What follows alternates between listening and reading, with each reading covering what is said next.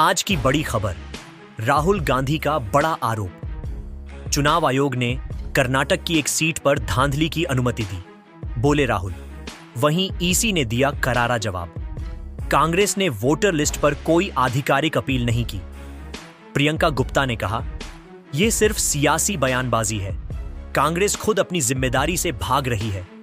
पत्रकार पद्मजा जोशी ने सवाल उठाया, अगर गड़बड़ी थी तो कोर्ट क्यों नहीं गए? ब्रेकिंग न्यूज, 7 करोड़ 23 लाख मतदाताओं ने SIR सिस्टम पर भरोसा जताया, ईसी का दावा।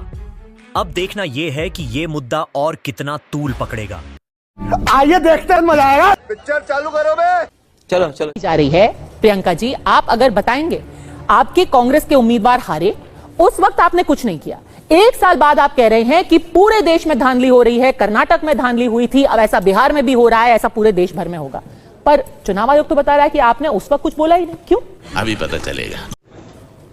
देखिए पद्मजा जी, कर्नाटक पर अभी जो हमारी प्रेस कॉन्फ्रेंस होगी और जो हम सामने रखेंगे प्रूफ, उसके बाद इस बात पर डिस्कशन किया जाए तो ज्यादा अच्छा होगा। क्योंकि धांधली तो चुनाव के बाद ही पता चलती है, चुनाव के पहले कैसे धांधली पता चल जाएगी, ये बताइए आप।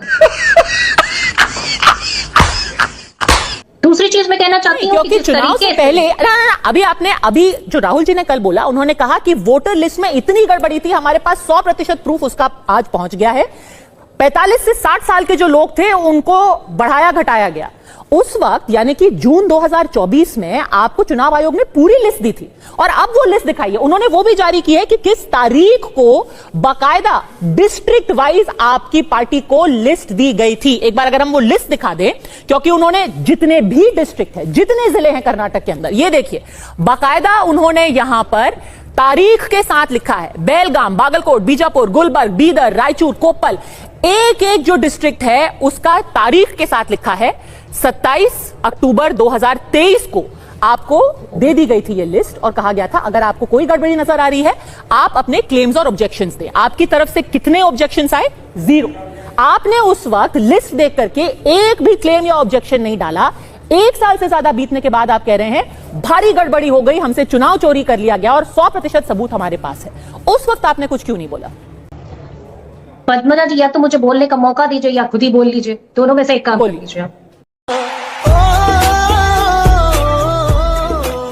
मैं इतना पूछना चाहती हूँ कि जब इलेक्शन कमीशन के पास हम लोग जाते हैं सांप्रदायिक चुनावी भाषणों की कंप्लेन लेकर, तो क्या होता है? प्रधानमंत्री जी के खिलाफ आज तक कोई कार्रवाई नहीं हुई। उन्होंने जिस तरह के सांप्रदायिक चुनावी भाषण दिए, आप बिल्कुल ही मुद्दा कुछ और ही बात कर रही हैं। मैं भाई चुनाव आयोग, क्योंकि देखिए तथ्यों पर चर्चा हो सकती है, नहीं तो हम गोल गोल चुनाव तो इतना बड़ा मुद्दा है ना कि हम गोल गोल पूरी दुनिया की बातें कर सकते हैं। तू चुप रे, चुप। मैं आपसे सिर्फ इतना पूछ रही हूँ, आज जुलाई 2025 में घुमा रहा है और सीधी बात सुनने की हिम्मत रखिए। अगर आपकी अरे मैं सीधी ही तो बात कर रही हूँ, गोल गोल तो आप जलेबी बना रही हैं। मैं एकदम सीधी बात कर रही हूँ। मैं तो इधर उधर की बात ही नहीं कर रही। मैं कह रही हूँ आपका दावा है। आप कह रही हैं। हाँ, मैं क्या कह रही हूँ? मैं सुन रही थी ना। अब जब मैं कह रही हूँ तो आप सुनिए, चुपचाप सुनिए जो मैं पर मुद्दे की बात कीजिए, इसी मुद्दे पे बात कीजिए। बात कहूंगी, मैं क्या कहूंगी, ये मेरी जिम्मेदारी है, ये आपकी जिम्मेदारी नहीं है। आपने अपना सवाल पूछ लिया, अब चुप बैठ लिया। देखा आपने लापरवाही का नतीजा है। भाई मजा आया। नहीं, एक सेकंड, आराम से और टॉपिक पे बात करेंगे ना प्रियंका जी। ऐसे तो मैं कहूंगी फिर हम मॉलदीव पे बात करना शुरू कर देंगे। नहीं, मैं चुनाव आयोग टॉपिक पे बात कर रही हूँ। अगर आपको समझ में नहीं आता है तो ये आपकी प्रॉब्लम है ना, मेरी प्रॉब्लम नहीं है। मैडम, आपने कहा चुनाव चोरी हुआ कर्नाटक में, आपको अरे भाई चुनाव चोरी तो जो है अभी कई जगह हुआ ना। हमने तो 99% बैटरी जो चार्ज थी ईवीएम की, उस पर भी कंप्लेन की थी। उस पर क्या सुनवाई की जरा ये बताइए। उसमें मैं अलग से आपको पूरा तथ्य दिखा सकती हूँ, लेकिन अभी क्योंकि बिल्कुल फैक्चुअल डिस्कशन, हम इस पर एकदम सीधा बात कर रहे हैं। कल बहुत बड़ा दावा किया कांग्रेस पार्टी ने, कहा कि चुनाव आयोग जो चोरी कर रहा है, we will come for you, हम आपको छोड़ेंगे नहीं। तो उसके लिए पॉइंट बाय पॉइंट अब डिस्कशन हो सकता है। क्या कर्नाटक में गड़बड़ी थी तो आपने 1 साल पहले क्यों नहीं बताया? अरे मैडम, चंडीगढ़ में जो गड़बड़ी हुई थी वो तो चुनाव आयोग को वीडियो तक दिखाई गई थी। उसके बाद भी कुछ क्या किया? चंडीगढ़ चुनाव रद्द हुआ ना, वो रद्द हुआ, दोबारा चुनाव हुआ वहां पे। नहीं, चुनाव आयोग ने रद्द किया था क्या? वो तो कोर्ट ने रद्द किया था मैडम। गजब बेइज्जती है। गजब बात कर रही हैं आप। पढ़ के नहीं आता। अरे भाई अरे भाई ये बताइए कि जो महाराष्ट्र में वोट परसेंटेज बढ़ा उसको लेकर आज तक सफाई नहीं दे पाए आप। बिल्कुल उस पर भी आज सफाई तक दी है, सफाई नहीं दे पाए 60 पन्नों की सफाई आई है महाराष्ट्र के ऊपर भी। पर यही चीज है ना प्रियंका जी, हम हर चीज पे इधर से गोल करके दूसरे उस पे चले जाते हैं। मैं अभी महाराष्ट्र का आपको डेटा दिखाना शुरू करूंगी, फिर आप कहेंगे नहीं आप हरियाणा का हम बात करेंगे। मैं हरियाणा का आपको डेटा दिखाऊंगी, फिर आप कहेंगे कि ईसी की बैटरी कम खत्म हो गई थी। हम हरियाणा की बात भी करेंगे, एक चीज पर बात करके हम उसको उल्टा सकते हैं। जो बैटरियां चार्ज हुई उस पर भी बात करेंगे, हम बात करेंगे जो सांप्रदायिक भाषण दिए गए उस पर भी बात करेंगे, हम बात करेंगे कि हमारे जो चुनाव के समय अकाउंट सीज किए गए हम उस पर भी बात करेंगे, इलेक्टोरल बॉन्ड के माध्यम से किस तरीके से सरकार ने जो है पैसे की चोरी की उस पर भी बात करेंगे।